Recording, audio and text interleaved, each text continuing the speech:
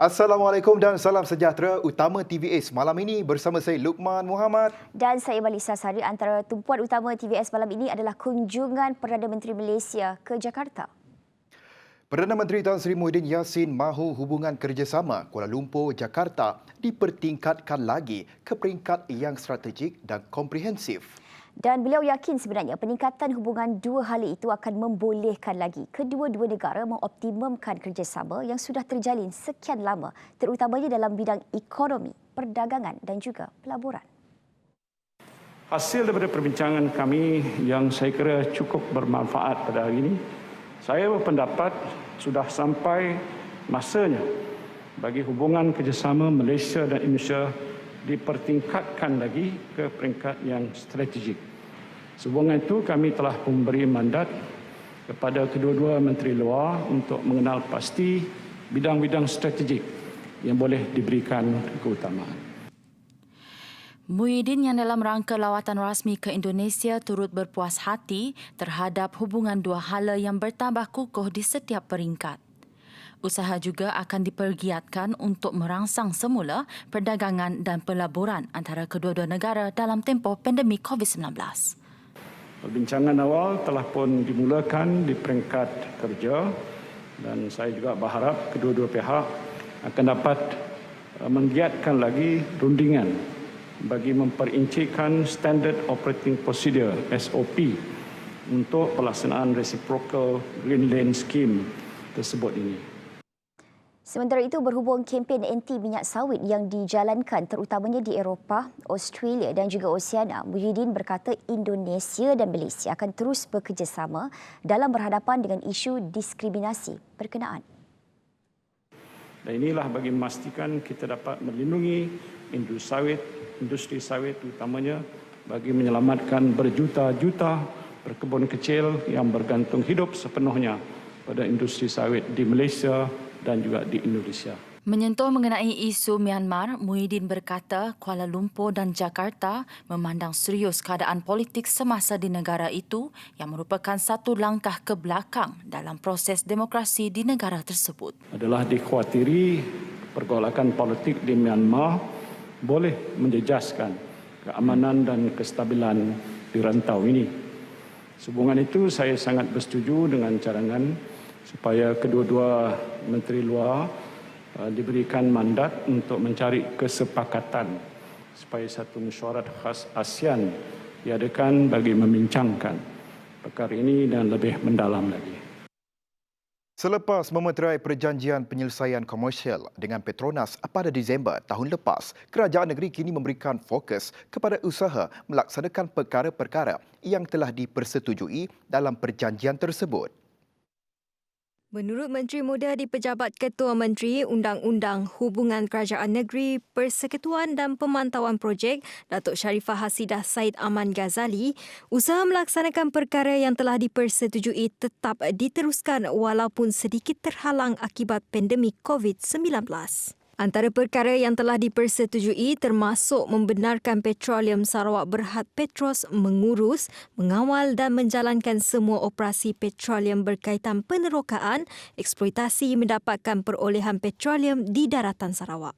Pada masa sama, mempunyai penyertaan ekuiti dalam penerokaan dan pengeluaran petroleum bersama Petronas di laut. Walaupun dalam keadaan sekarang ini, segala usaha-usaha kita, komiti-komiti yang telah ditubuhkan bersama Kerajaan Persekutuan dan Kerajaan Negeri rundingan akan diteruskan bagi terus memperjuangkan hak negeri Sarawak dan mengembalikan hak-hak kita yang belum kita selesaikan. Sementara itu, menyentuh mengenai COVID-19, kata Hasidah, kerajaan negeri sentiasa memantau COVID-19 dengan lebih serius. Pelbagai tindakan akan dilaksanakan untuk memastikan ia dapat dikawal. Dan pusat-pusat kuarantin pun dibuka dan dekat airport pun dijaga supaya siapa yang masuk mesti dari luar negeri Sarawak dikuarantinkan. Dan semua tindakan-tindakan untuk memastikan penularan ini dikawal telah dilaksanakan dan akan dilaksanakan. Ini pihak SDMC memang fokus ya untuk pastikan penularan COVID ini dapat terkawal dengan jayanya di negeri Sarawak. Baik, kita beralih perkembangan banjir di Sarawak. Jumlah mangsa banjir gelombang ketiga yang melanda Sarawak sejak Selasa lepas telah meningkat kepada 4 angka. Jumlah mangsa yang dilaporkan adalah seramai 1,056 orang berbanding 985 pagi tadi. Sekretariat Jawatankuasa Pengurusan Bencana Negeri JPBN Sarawak dalam laporan terbaharunya memaklumkan setakat jam 4 petang tadi sebanyak 18 pusat pemindahan sementara PPS masih beroperasi. Daripada jumlah itu, 1 PPS dibuka di daerah Tatau, 4 di Simunjan, 2 di Samarahan dan 11 di Serian. Daerah Serian yang terletak kira-kira 60 km dari pusat bandar Kuching kekal menjadi kawasan yang paling teruk terjejas akibat banjir dengan 766 mangsa dari kawasan itu direkodkan setakat ini. Sementara itu, terdapat jalan yang terputus akibat banjir di daerah Muka.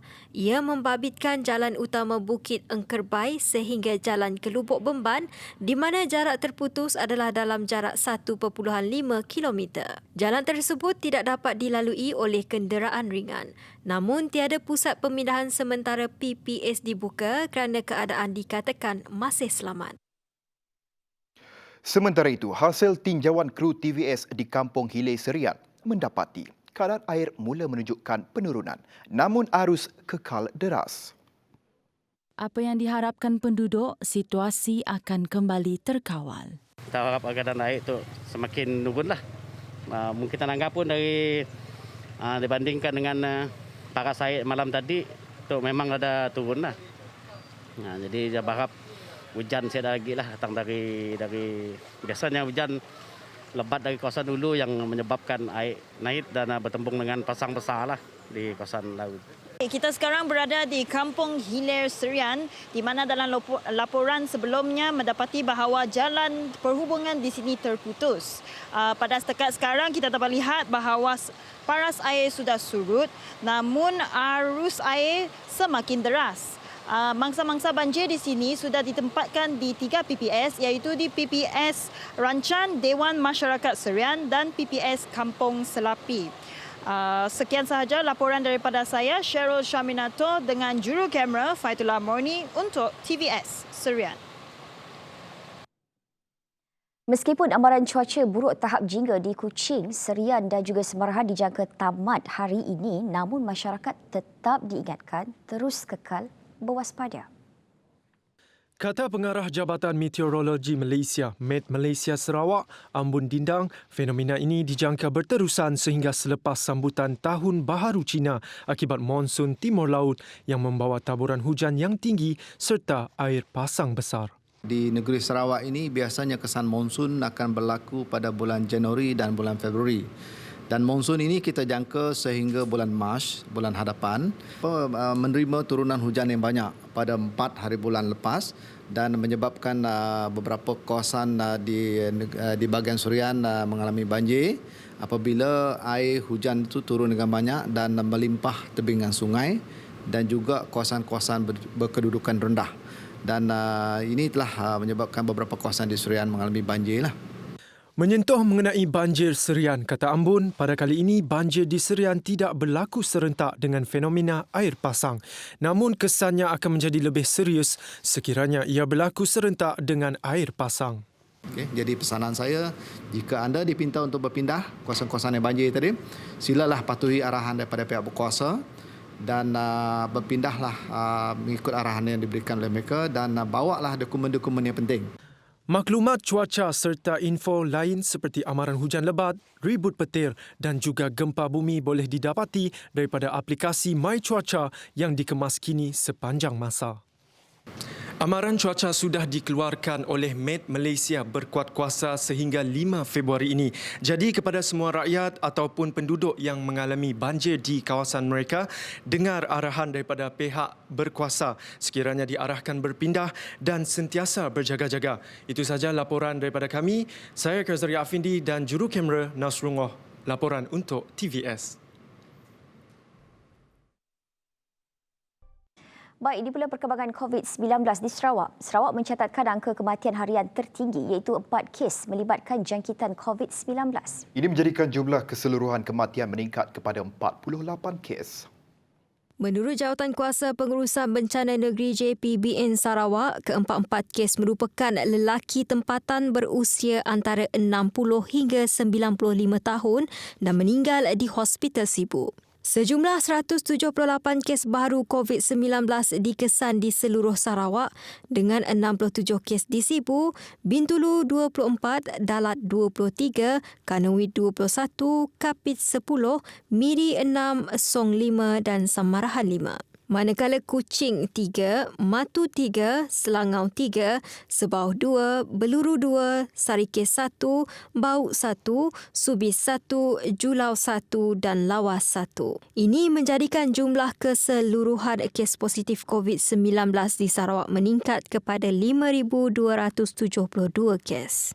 JPBN Sarawak turut memaklumkan terdapat 178 kes baru yang telah pulih dan dibenarkan discharge pada Jumaat dari Hospital Sibu 111, Hospital Umum Sarawak 21, Hospital Miri 19, Hospital Bintulu 13, Hospital Sarikes 10 dan PKRC di Hospital Kapit 4. Ini menjadikan jumlah keseluruhan kes positif COVID-19 yang telah pulih dan dibenarkan discharge meningkat kepada 3,445 orang di Sarawak. Sementara itu, 2 kluster baru jangkitan COVID-19 diisytiharkan di Sarawak pada Jumaat, iaitu kluster Sebangkoi di daerah Sri Aman dan kluster Junheng di daerah Bintulu. Secara keseluruhan, Malaysia merekodkan sebanyak 3,391 kes baru positif COVID-19 pada Jumaat. Ini menjadikan jumlah kumulatif kes positif COVID-19 di negara kini mencecah 234,874 kes. Daripada 3,391 kes positif, 3,387 merupakan kes tempatan, manakala 4 lagi adalah kes import. Manakala jumlah kes kematian pula adalah sebanyak 19 kes, menjadikan jumlah keseluruhan kes kematian kini ialah sebanyak 845 kes.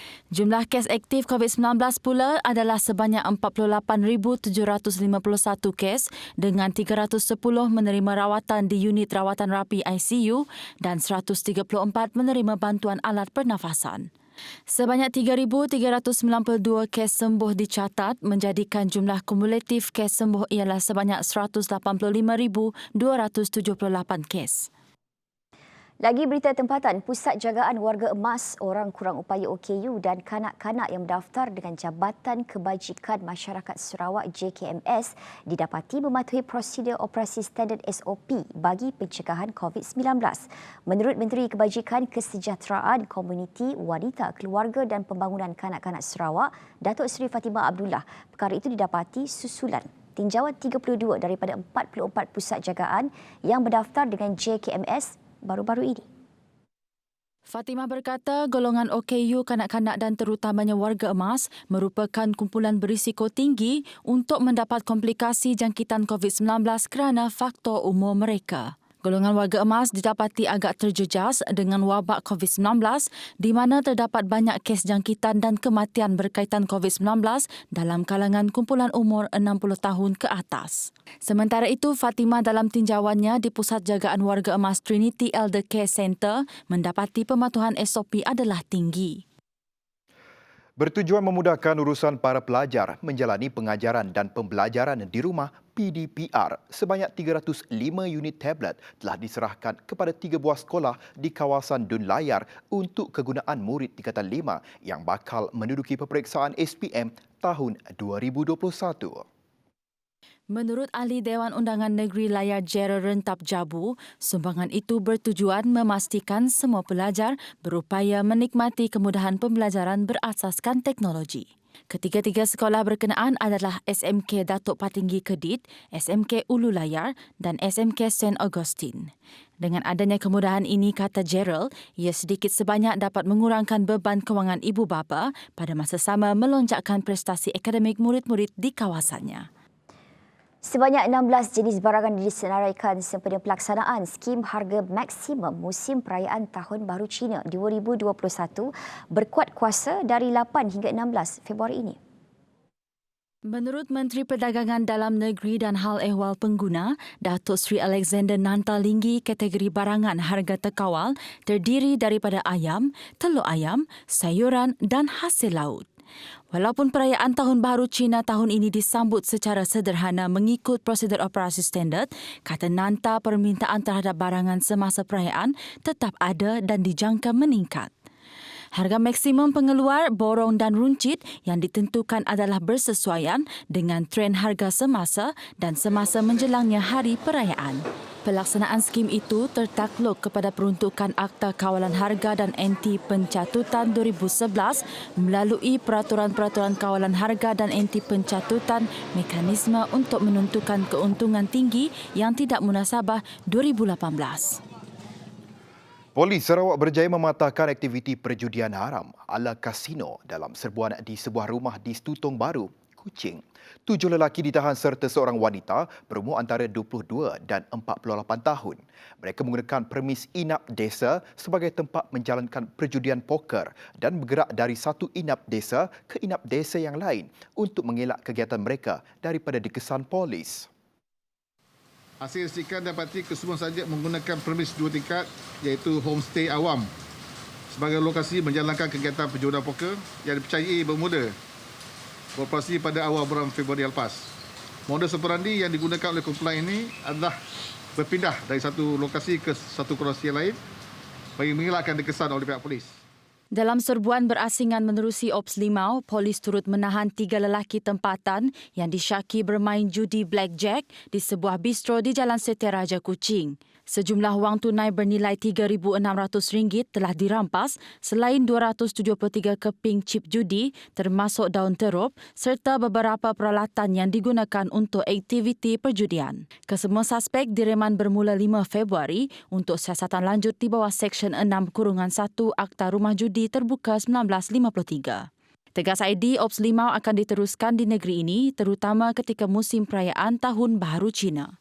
Dan pihak polis akan terus mengadakan operasi Ops Limau ni dan saya bagi amaran pada semua agar mengelakkan daripada terlibat dalam aktiviti judi ni kerana pihak polis tidak akan agak-agak untuk mengambil tindakan dengan serbuan dan untuk menangkap mereka yang masih berdegil lah. Baik, keunikan kek lapis Sarawak boleh kata satu Malaysia tahu akar rasa dan tekstur serta rupanya. Tahukah anda, kini kek lapis Sarawak sudah mula menempah nama di pasaran Eropah. Tiba-tiba saya teringin nak makan kek lapis, Luqman.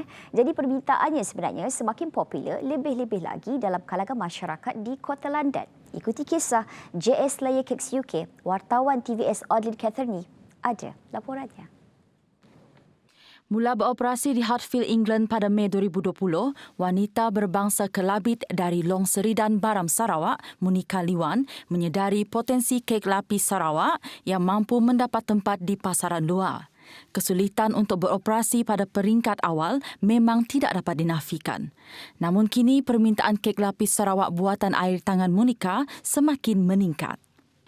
Malah Monica sudah pun mendirikan sebuah kedai mini bagi memudahkan urusan bersama pelanggan.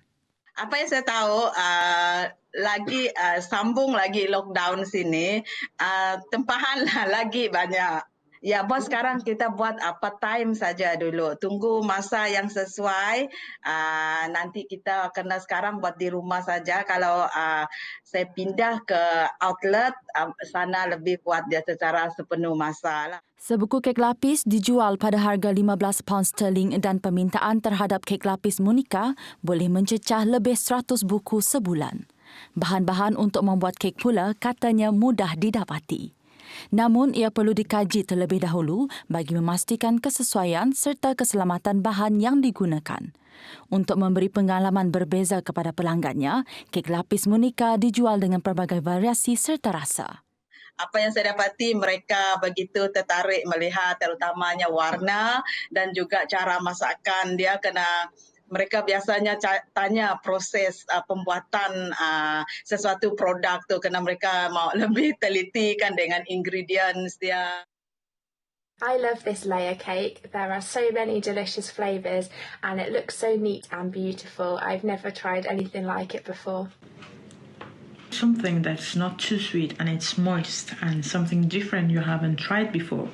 I can't stop eating. It's so good. Mengenai perancangan jangka panjang, Monica berhasrat untuk menganjurkan kursus praktikal pembuatan kek lapis Sarawak bagi pelajar di seluruh Asia selain secara berterusan mengembangkan lagi perniagaannya. Baik, terima kasih di atas perkongsian itu. Meski bergelut dengan kesukaran yang terpaksa dihadapi akibat pandemik COVID-19, namun permintaan ke atas kek lapis Sarawak JS Layer Cake UK tidak pernah putus dan menjadi antara pilihan juadah unik untuk dinikmati. Sekian dari saya, Odlin Katrini untuk TVS. Kraft tangan manik sentiasa mendapat tempat di hati pelanggan yang meminati produk berkenaan, terutamanya produk seperti rantai, gelang, anting-anting, bakul dan sebagainya. Selain dijual untuk mendapatkan keuntungan, ia turut dibeli untuk dijadikan perhiasan rumah. Menurut Wakil Biro Wanita Rumah Bengau Zaristi Jimbun, dalam tempoh Perintah Kawalan Pergerakan PKP sehingga kini, kaum wanita di Rumah Panjang banyak menghabiskan masa membuat kraft tangan seperti rantai manik, tali leher manik, bakul dan perhiasan lain. Katanya hasil daripada jualan produk kraft tangan itu akan digunakan untuk menganjurkan aktiviti Biro Wanita dan aktiviti yang membawa kebaikan kepada komuniti Rumah Panjang. Biar kami bisik ngagak nama-namanya, bisik memasarkan yang ngagak bahasa bisik pension. Kami akan menyuarnya ngagak city-board, apa tempat di Pasar Kapit. Lebuh yang bisik YB datang rumah panjai. Kami mereka bisik menembrek sidak ya secara percuma lah. Laban asyik kerap tangan mesti kat bantai lah. Ambil sidak yang nemu. Kini kepintaran, kebolehan wanita berumah panjai itu. Katanya hasil jualan itu akan digunakan untuk membeli semula manik bagi membuat semula kraft tangan yang sama sebelum dijual kepada pengunjung yang datang ke Rumah Panjang. Hasil jualan kami akan beli baru, kena beli maniknya baru lah, kena ngagaknya baru, lalu kena jualnya baru, ngagai bala berketemuan bisik datai lah, agar Rumah Panjang kami merik rubuh tangan, kami bisik tanah sidak ya, baik sidak ya kulai. Bagi Ketua Biro Keceriaan Rumah Bengau Catherine Badak, dirinya sentiasa dipertanggungjawabkan untuk menghias Rumah Panjang dengan menggunakan kraft tangan manik. Jadi bakal pasal manik tu tadi. Mayuah kami nusuk manik. Nusuk manik bakal teba elkat baru warna tadi. Sedai nani tiah kaku ke? Kung mai sedai ni ngagak pakainya. Semua hiasan bunga, semua hiasan luar rumah, luar ruainya, luar tidak yang nitiah ke? Sementara itu, bagi pengusaha kraft tangan Suim Enterprise, Nipet Suim, walaupun COVID-19, tempahan daripada pelanggan masih diterima. Semua yang ini saya sendiri yang buat dan jual juga saya sendiri. Saya ada buat online, direct dari rumah pun ada juga customer yang datang. Kadang-kadang saya buat COD juga kalau orang minta, macam itulah. Nipet turut menyeru golongan wanita yang berminat untuk menceburi kemahiran membuat kraft tangan manik. Manik katanya memberi pulangan yang merangsangkan, terutamanya ketika tempoh yang amat sukar. Baik Malisa, mungkin sebelum ini Malisa dan penonton di luar sana pernah melihat Sophia robot humanoid yang pernah tular sebelum ini, ekoran rupanya yang menyerupai manusia biasa. Syarikat yang mencipta Sophia iaitu Hanson Robotics merancang untuk menghasilkan lebih banyak Sophia. Malisa tahu untuk apa? Saya nak tahu sebab Luke lagi tahu daripada saya. Betul.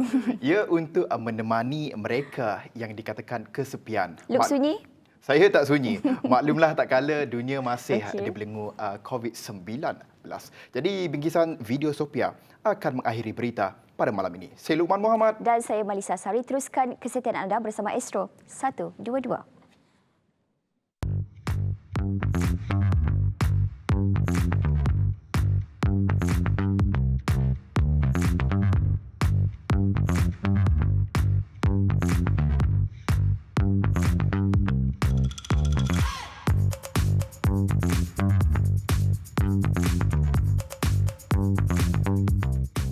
Social robots like me can help take care of the sick or elderly in many kinds of healthcare and medical uses.